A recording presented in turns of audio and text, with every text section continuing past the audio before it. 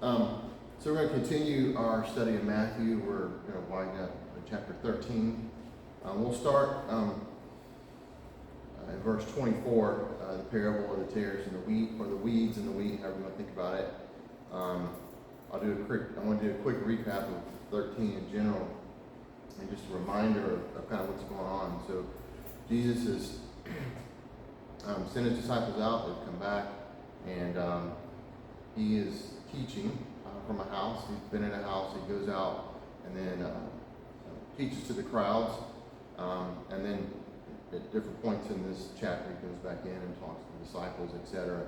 But these series of parables are related to the events that just occurred. This is the way Matthew kind of structures this part of his gospel, where there's things that occur or events that occur, and there's teaching that he highlights that kind of is almost like a commentary or kind of a reference back to what just occurred. And so what Matthew's doing is taking moments that happen and using those moments to sort of highlight how to think about what you just read. So it's meant to kind of wrap together. Chapter 13 is very much that. Last time we covered the parable of the sower, right? And we kind of talked through this briefly. We just sort of said, let's just look at the parable on the surface: who, what, when, where, those kind of things, basic questions, just so you kind of know what piece parts you got, and then you can begin to make sense of what's going on. So we talked about that last time. I'm not going to spend a lot of time on it. Jesus makes sort of describes what's underneath that. And if you guys remember, underneath this parable were references to Isaiah. And so that gives you a context for sort of the deeper meaning. So the intent was if you know your Hebrew scriptures, these things would sound familiar, echo these stories. You'd pick up on always talking about Isaiah, and you'd know things about Isaiah the prophet, his calling, what his message was, and then be able to then let that inform what was intended by the parable. Then you can, at that point, you sort of know what was originally communicated and what was going on in that context. Obviously, we are free to pick that up and glean from that truths and applications.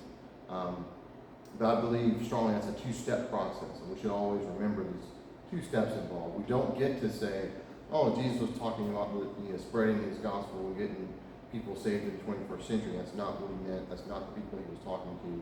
That is how we can apply the truths of what that parable meant. You see what I'm saying? So it's a very distinct two-step process, and you should be very diligent when you read your Bible to take both steps.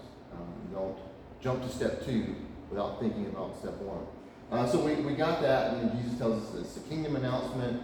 There is an enemy, right? And basically it's about decisions of what happens when that kingdom is announced. The good news in that kingdom. Different kinds of responses occur, which is interesting because if you guys remember chapters, before this, 12, 11, etc., had different responses to Jesus, right? There are folks who were on board, there are folks who were amazed but not sure, and there are folks who rejected, right? And so it kind of makes sense how this would fit together.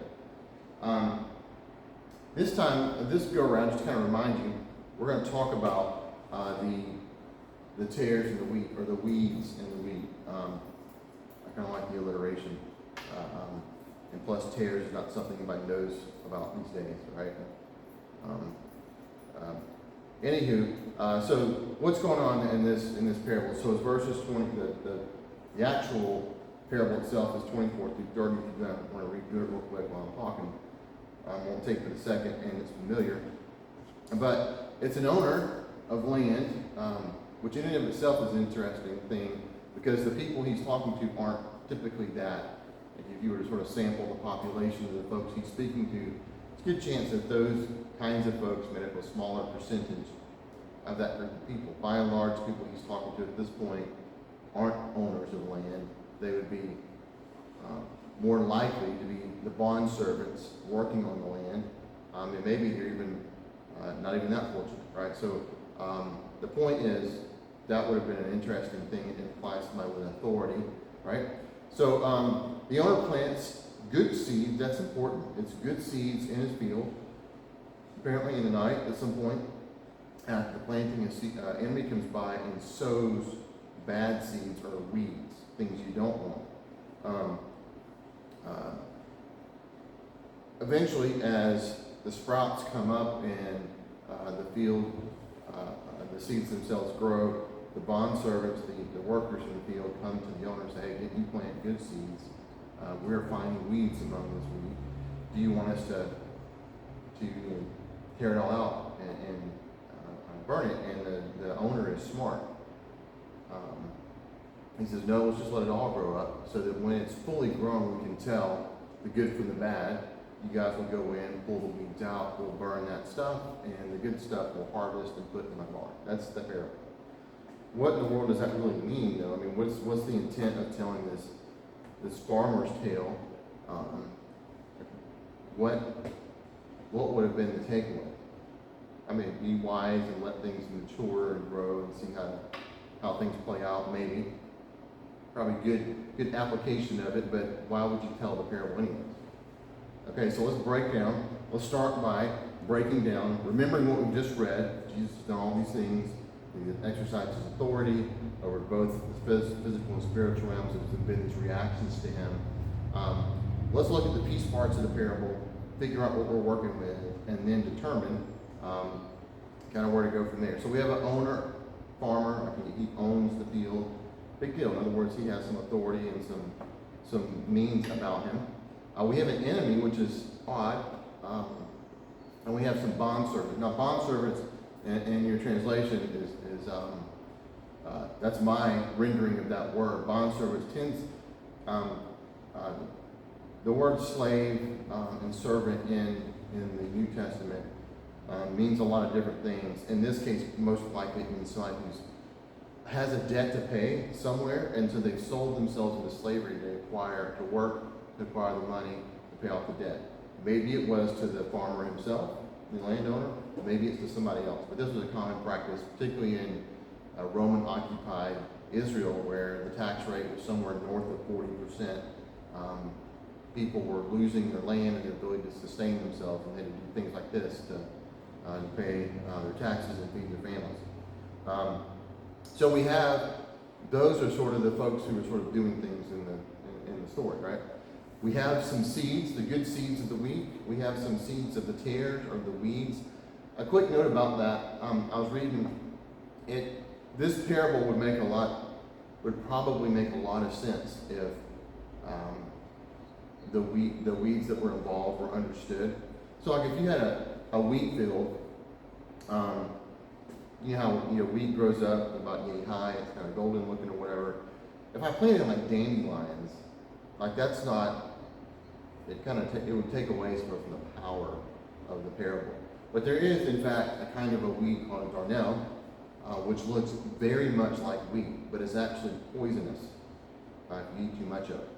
And you can't tell the difference while it's early in its growth cycle, but at the end, the barley ears of the wheat and the darnel look different, and that's how you can tell them apart.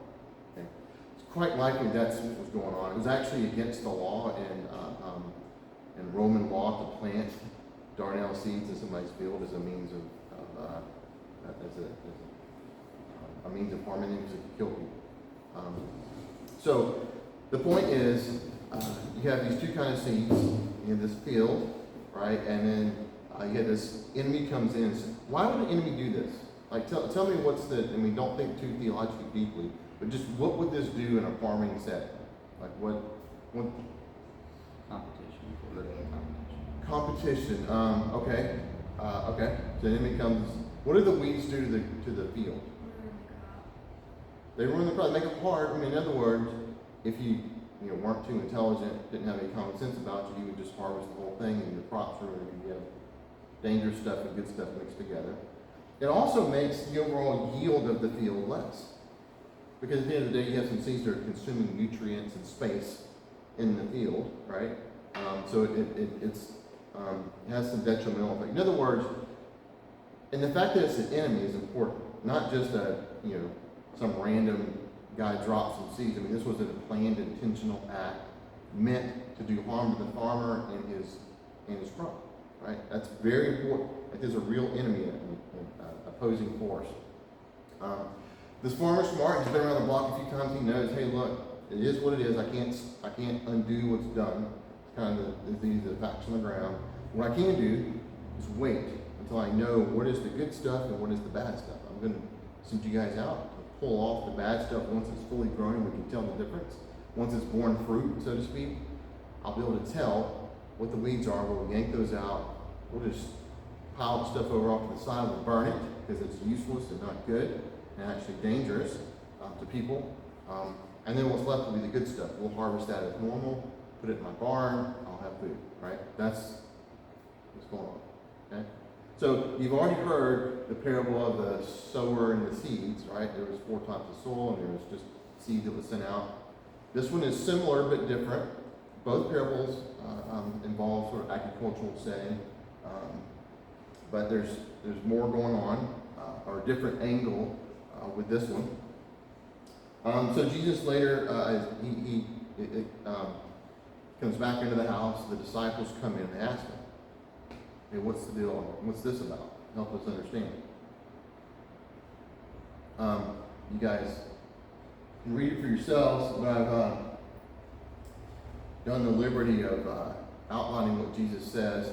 So I've kept the same elements at the top, and when Jesus is identified, something more about one of these elements I've highlighted in yellow. So the first off, he says, hey, the farmer is the Son of Man. Hang on, stop reading. Right now, when Jesus says that, what does that sound familiar to you? Like, that should be echoing. Hey, Jesus called himself the Son of Man, and then you should do what I did, which was go find out where Son of Man is in the Old Testament and read those passages. Now, if you do that, let me save you a little bit of time. There's a bunch of passages in Ezekiel.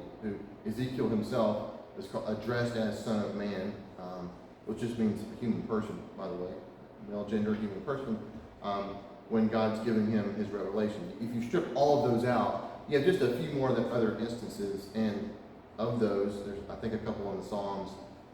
But really, what's going to stand out to you is the Daniel passage, Daniel chapter 7.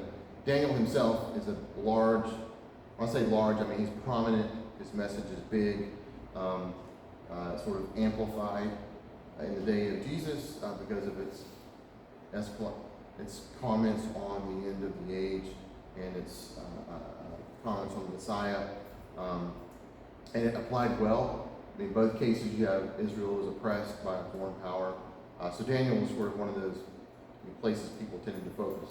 So just heads up, that's what you do. Like, in your brain, that sounds familiar, go figure out what that is, and then begin to piece together what Jesus is talking about. And if you do that, what you're going to find is a big chunk of Jesus' explanation actually comes from the book of Daniel. Which then means you should go back and read that and understand, okay, what was the book of Daniel about? So you can then use that to figure out what Jesus is saying. So he goes on, he says, okay, so we had the farmer, is the Son of Man. We had this enemy who is the devil. This is interesting. It's only popped up in Matthew a few times. So we had the devil was also the one who was tempting him or testing him in the wilderness, right? So there's an enemy. The devil's cast as an enemy to the Son of Man. So that's already, you're into something bigger going on than the events that Matthew's covered. He's saying there's like a more happening than meets the eye. There's an enemy who is opposing the Son of Man, right?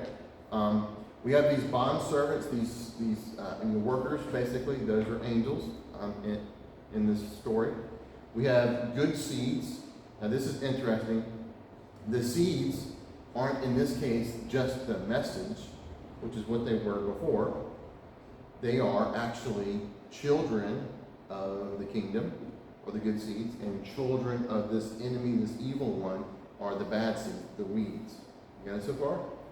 And the field itself is the world. So if you get stopped for a second, what has been set up is this idea that the world is populated with these good seeds and bad seeds. And the seeds themselves aren't in and of themselves good or bad. It is because of where they come from, right? So this is where you guys sort of stop and understand a few things. If you guys remember at some point last year or whenever, we did the story about the study of the trees. If you guys remember, we traced that idea all the way back to these trees in the garden in Genesis chapter 2, and then we began to talk about how the seeds coming from trees seem to imply things after a kind. So that's from chapter 1 of the Bible, Genesis chapter 1. They're reproducing after its kind. That gives you sort of the piece parts to then build an analogy of people. Those who choose to follow the tree of life, or the tree of knowledge of good and evil, right? If you guys remember, you had sort of Cain is left with that decision. You keep following the story forward, and you have this idea of, in Genesis chapter 3, a seed from the woman's gonna be the way God fixes everything. You kind of go forward from there. You have this idea of Abraham, who can't actually reproduce. Him and Sarah can't reproduce after themselves. Supernaturally, they are enabled to. And these people, these descendants, these seeds, are the means through which God blesses the world. You see how this is working. This analogy then goes forward quite a bit throughout the rest of the Bible. Jesus himself teaches about this and uses it both in parables and in just outright statements about who are you the child of. And this is all connected because this imagery kind of goes all the way through the Bible of not ethnic descent. Like there's not literally, these little children of the devil running around messing up the world. It is about how people have assigned their allegiance. Are they trusting God or not? Kind of thing. Very binary choice.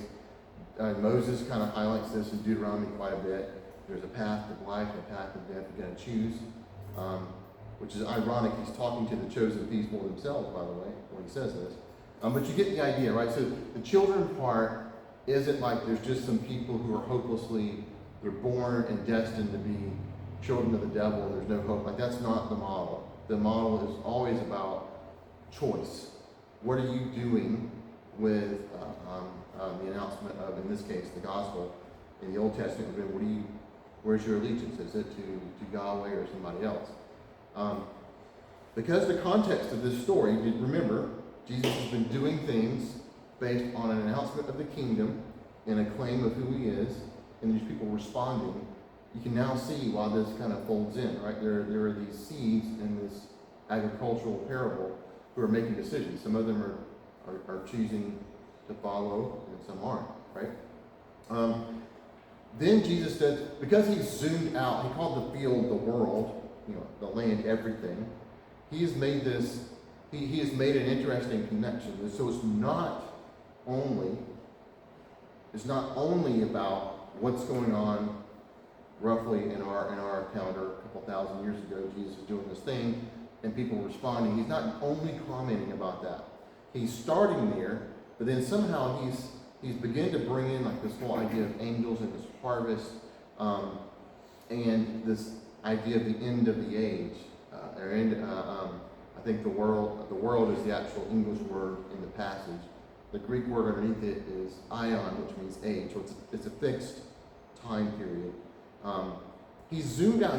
He somehow began to say, okay, this is about now, but it is also about looking forward to something else that's going to occur. So this is like a precursor or an example of how things are going to continue to play out until this point in time when there's just, in this parable, a great harvest, right? And a great harvest involves this moment where the landowner, who in this case is the Son of Man, looks at his field, the world, and what's growing up out of it, and has found seeds of those who have followed him, right? Those are taken out and placed in farm. These are the good things that are life. And then there's things in his world, these darnels, these weeds, these tares, that are poisonous and dangerous, and they are taken out and removed from harm. They're destroyed in a fire, right? And a matter of fact, the word he uses, fiery furnace, or furnace of fire echoes to Daniel as well. Okay? So that's what Jesus has explained the parts, okay? But the way he's explained it and some of the things he said are echoes from Daniel, okay, the book of Daniel itself. So the Son of Man is Daniel 7. Real quick, in case you don't remember, Daniel 7 is the following. Daniel has a dream about 4 beasts that rise up out of the sea, and the 4 beasts are kingdoms that don't do any good things to people at all. The very last kingdom has a leader, a horn, which is a symbol of power, who rises up and attacks and causes his kingdom to attack the people of God. And then you had this scene, it's like it's a divine council scene where the Ancient of Days, i.e. God, Yahweh, is sitting in a place of judgment and authority, and he judges the beast.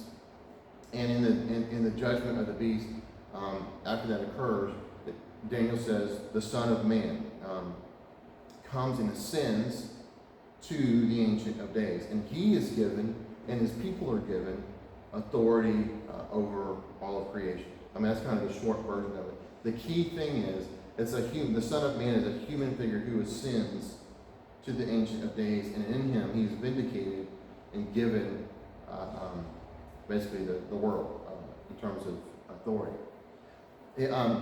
Twice Jesus mentions the fiery furnace, which you guys remember from Daniel chapter 3, right? Nebuchadnezzar builds the image. If the horn blows, you don't bow down. You get thrown in the fiery furnace. And Daniel's friends don't bow down. They're thrown in, and then what happens? They're rescued. They're vindicated because they've chosen God and versus Babylon. You see how that works? You see how this is playing together. So Jesus kind of uses that image, and there's like an echo. It's not like a big quote of a section of Daniel 3, but the idea of a fiery furnace, there's a handful of those in the Old Testament, right? And you can quickly discern, hey, this one also is in Daniel. So Daniel, Son of Man's in Daniel, fiery furnace is in Daniel. That's interesting, right?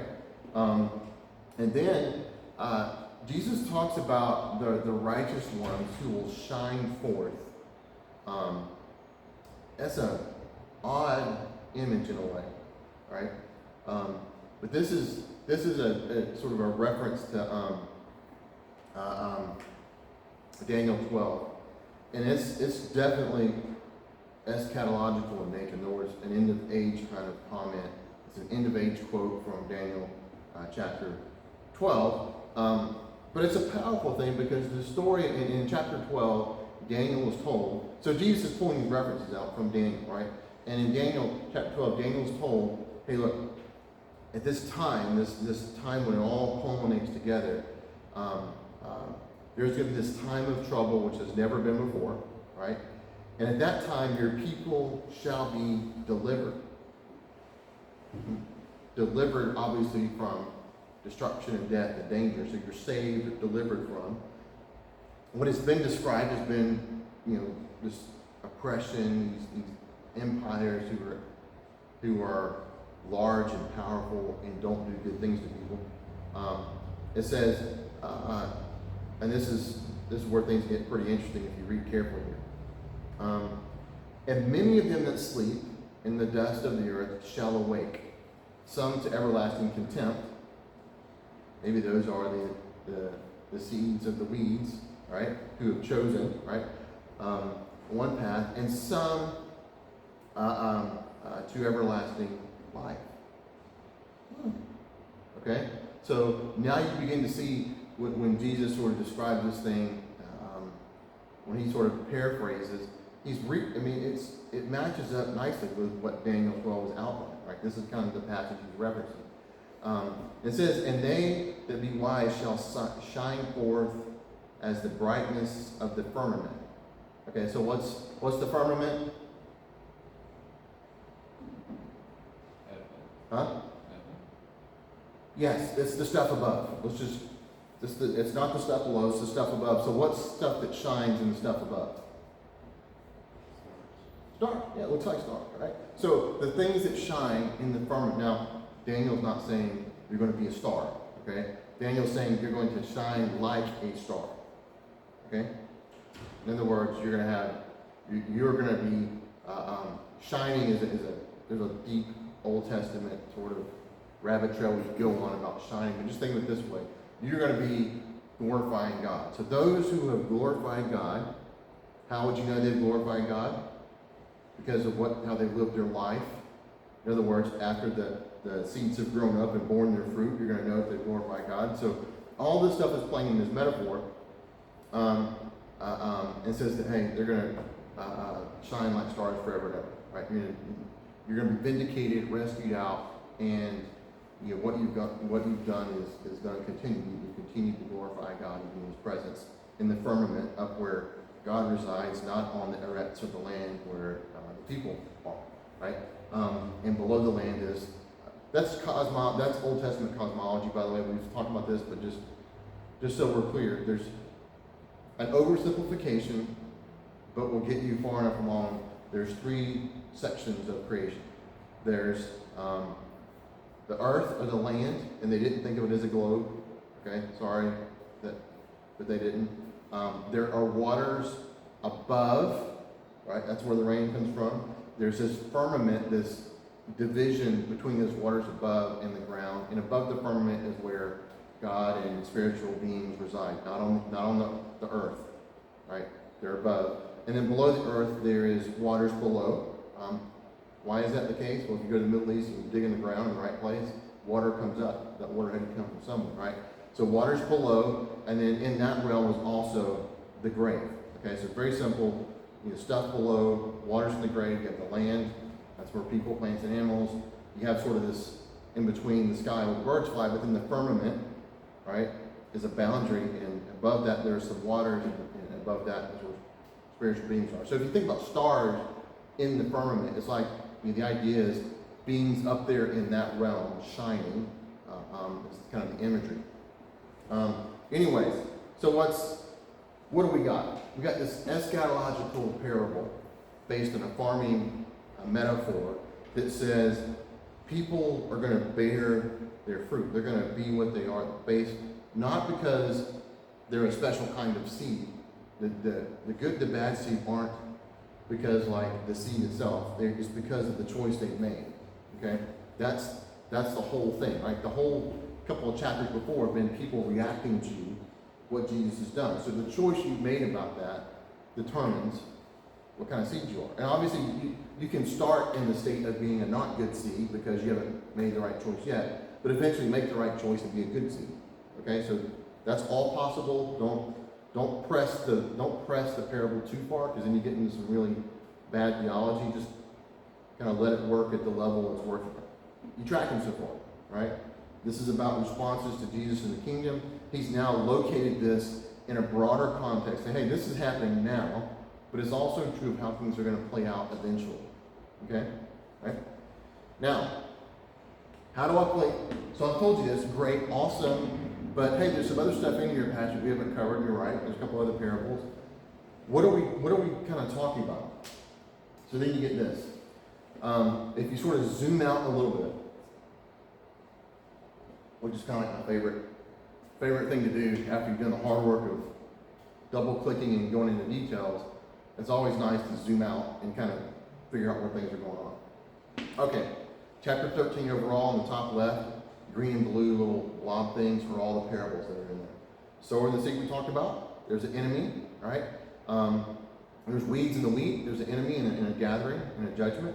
There's 5 parables we didn't talk about. They're very short. There are 2 of them, mustard seed and leaven. Very short. You can go read them, but you guys know that you know what these mean. The mustard seed grows in these big trees, and all these birds of the wild land in it and make it their home. The leaven parable, this lady has a bunch of flour. It's a boatload of flour. I think it's somewhere north of 45 pounds worth of flour. So this is a lot of flour. She puts a little bit of leaven in it, and it bakes the bread up, makes it swell, right? So you can't see it, but it's working through everything. It's just a little bit. So both of these have the idea of something small growing big. We have 2 parables one's about a pearl, that a guy sold all his possessions to get the pearl. One's about a piece of land with treasure in it. The guy sells the stuff, buys the land. Both cases are about understanding what's the valuable thing and letting go of the things that aren't as valuable to acquire it. In other words, the cost of the kingdom looks high at first, but it is worth it. It is more valuable, is the short story. Then we had the last one, which is the drag net, or the fish net. So they would throw nets into the Sea of Galilee, pull it in the boat, and you'd get fish, and you get some kind of fish you don't like. You might get other things you don't want. And so fishermen had to sort. They'd get the good fish, toss it up one direction, and all the bad stuff went somewhere else. So the idea of sorting the good things from the bad things, which is kind of playing back into that weeds and wheat here. Okay? All these things kind of go together, and you have these ideas of people who have responded. They are children of the kingdom, or they're children of the enemy. Okay? Very simple. In these, Jesus is quoted from two major prophets from the Old Testament, Isaiah and Daniel. Okay? Now I've listed those here. So Isaiah chapter 6 is quoted from. That's Isaiah's commissioning. The cool thing about that story, I think we've told it before, but he's in the wrong place, he's the wrong person at the wrong time for sure, and it looks like he's going to be punished. I mean, if you sort of imagine and read the story, it looks like he's going to be punished and consumed with fire, but instead somehow he is purified. And the moment that happens, God says, I need to send somebody, and Isaiah's response is, here I am, I'll go, right? And then he launches off, and his message in that same chapter, Isaiah is told, your message is going to fall on deaf ears. Already, God's telling you, your message is not going to work out the way you want it to. I know this, right? And so Isaiah's kind of told that. The rest of Isaiah happens, like it's the whole judgment on Israel for idolatry and forsaking God. And then there's, at the end of it, there's all of a sudden this section where Isaiah begins to talk about how God has this servant. And this servant is going to somehow, in some mysterious way, bear upon himself all of the evil and sin of the chosen people, and somehow be vindicated in that process, and emerge as this great king. Okay, so we all kind of know how we think about it now, but just sort of leave it there for a moment. And then at the end of that, kind of at the end of that section of that writing, Isaiah then talks about this time. It's not the first time in his writings he's talked about it, but there's this moment where he talks about God returning. So you've seen the suffering servant who's restoring things, then right beside it, almost on top of it, he says, God's going to return. And he says, my words are not going to come back to me empty. They're going to have an effect that I want. And if you look at Isaiah 55 and the words, he makes a metaphor, an analogy to seeds. And so now you can begin to think about, how did Jesus construct this in his brain? He's read these prophets, he's got this idea going on about his message and the response to it. Isaiah is convenient, he knows this part, and he sees himself as fulfilling this. And so the seeds, I don't know because I'm not inside Jesus' head, but I could definitely see this working out this way, right? The parts of Isaiah that are here, the parts about the suffering servant, you get right out of that. You have this chapter 55 talking about God returning, and his seeds aren't going to go out and not grow. They're going to grow. They're going to grow the kingdom, right? So it's awesome how this works out. And it says, for as the rain cometh down and the snow from heaven returneth not thither, but watereth the earth, and maketh it bring forth and bud, that it may give seed to the sower and bread to the eater, so shall my word be that goeth forth out of my mouth. It shall not return to me void, but it shall accomplish that which I please. So that's a powerful. In other words, it wasn't just that Jesus happened to be in an agricultural context where that's how people got their food instead of going to Publix. It wasn't just that was convenient. It was because Jesus was so immersed in the scriptures and he saw himself as fulfilling the moment that Isaiah talked about. This is where he draws the imagery from, right? And that's why you get these quotes, direct quotes from the prophet, so that it's like painfully obvious, right? The Daniel 7, we just talked about that, so I'm not going to go into that real quick, but the Daniel 12, Both involve quotes. There was Daniel 3:6. Daniel 3 is the fiery furnace passage. It is only referenced via the furnace being a fiery furnace. There's not like a big quote there. My point is, you stick all these things together, right? Isaiah and his message is not going to be heard by everybody. It's not going to be received by everybody. But it's going to be about this kingdom and this suffering servant. And yet the Daniel 9 passage about, hey, there's this moment in time when the powers that have been oppressive and bad to people will be overthrown. And those are embodied in this one particular horn who's particularly evil to the chosen people. He is overthrown. And in that process, in that moment of the Ancient of Days judging, there'll be a vindication of this human figure who is exalted and set upon the throne over all of creation. And his people will rule with him in this kingdom. And then you have this idea of, in Daniel 12, of this resurrection moment, of this time of judgment that occurs, but then after that, everyone will be, there's a resurrection moment, some to everlasting contempt, some who are going to continue to shine brightly as their lives already did. That's the good seeds. And then, like I said, there's a reference to the fiery furnace. You piece all of this stuff together, and it's all driven by the events that just occurred. Jesus announcing a kingdom, calling people to him. People respond in basically one of three ways. And then Jesus kind of fast forwards and says, this is how this is going to play out. There are some who are going to hear and accept. There are some who are going to hear and sort of be sitting on the fence for a while. They'll eventually be in one category or the other. There's some who are going to reject. This is how it plays out. And this is his commentary on what's been going on. He's using that in his teaching to make a point that this is how things are going to unfold. But there is a point in time when it culminates, when it ends, right? And so Matthew has picked up on all that, structured his gospel to kind of give us these series of events that did occur. I mean, he didn't make these up but he picks out the things that occurred that were telling the story he wants to tell. And then he pairs that up with the things Jesus was talking about in a nice, neat package, right? I am certain it didn't happen this neatly in real life. Matthew's done us the favor of structuring it so we can kind of see these events, see the teaching of Jesus, and just directly connect the dots versus having to kind of do all that work yourself. So this is important. This is a big piece, and this is why, if you fast forward this one, why there is such a focus in the modern New Testament church about decision about Jesus. It's because it's embedded within the teachings of Jesus, and there's this, because we don't know the future, there's this urgency about what you do with Jesus. Like, you don't just get to put it off and put it off and put it off. There's a point in time, right? And there's a point in time when it's too late, whether you die, you don't get to make this decision after the fact.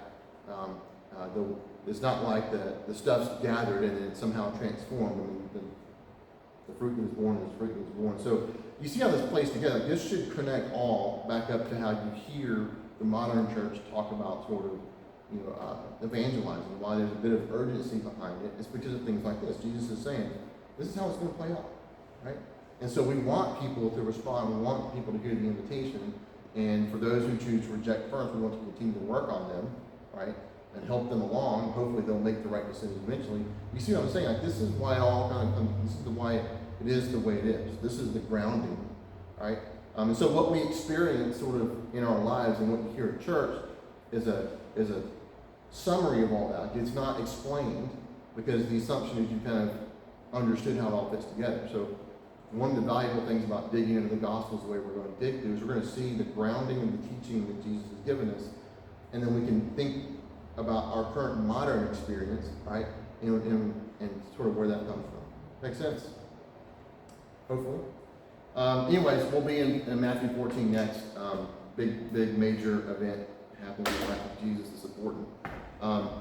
And we'll say a prayer to our church. Heavenly Father, Lord, thank you so much for allowing us to study your word together. Be with us in the coming hour as we worship and hear your preaching. In Christ's name we pray. Amen.